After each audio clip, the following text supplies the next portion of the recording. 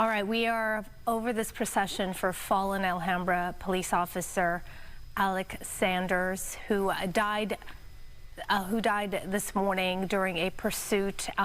It's such a tragedy. Stu's over this scene right now, and just breaks your heart, Stu. He wasn't even supposed to be working yesterday, and he was covering a shift for a fellow officer.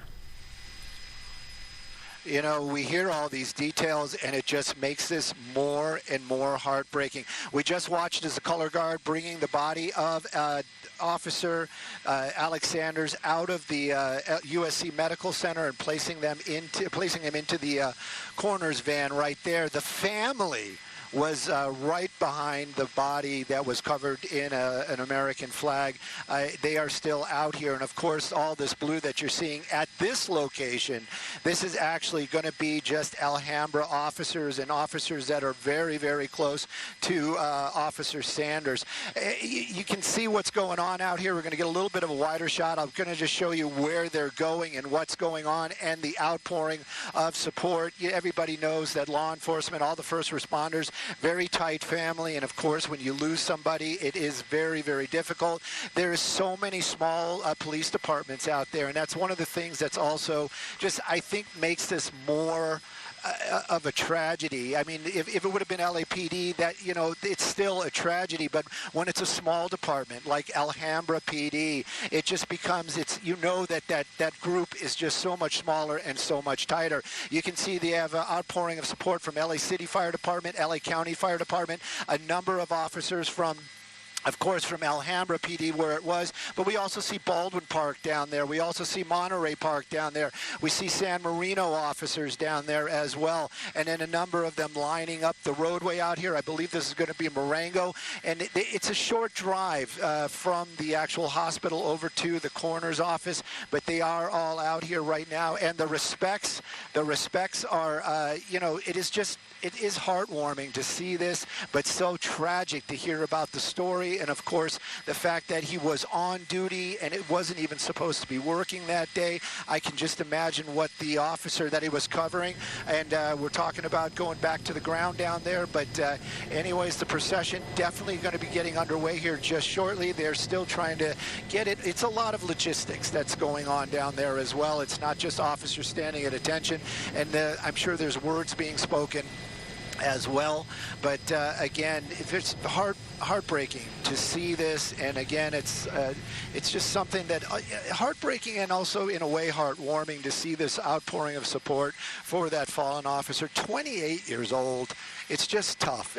Every little piece of this story just makes it more and more tough. And again, this all happening out here in the Lincoln Heights area. Again, the coroner's van hasn't departed as of yet, but of course, everybody's waiting to receive. And then, of course, there might be another small procession as they take the body out at the coroner's office. But right now, you can see the outpouring, and of course, these officers lining up, waiting for that coroner van to make that drive to the coroner's office. It's so hard to watch. Yeah.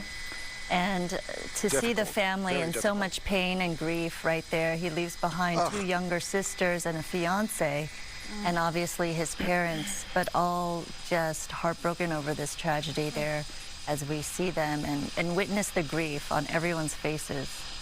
It's really, really tough to watch. Yeah, I think they're actually going to walk behind the actual coroner van. I think they're actually going to kind of walk with it as they make their way over to the coroner's office from the emergency room out here at USC Medical. But again, just the outpouring of support, heartwarming, the tragedy, unbelievable.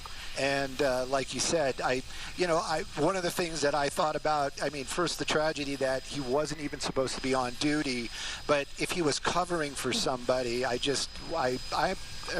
I'm also thinking about that person. You know, how are they taking this tragedy? It's just difficult in every aspect. Yeah, I was thinking about the same thing. Sandra and I were talking about it earlier, just like the sense of, I don't know what you feel, right? You feel guilt at the same time.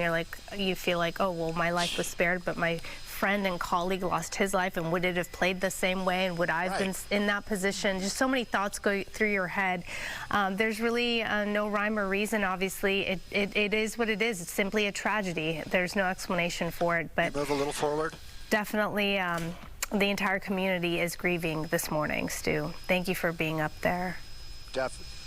We'll take a break and we'll be right back. And we'll keep an eye on it, and we'll, yeah, there they go.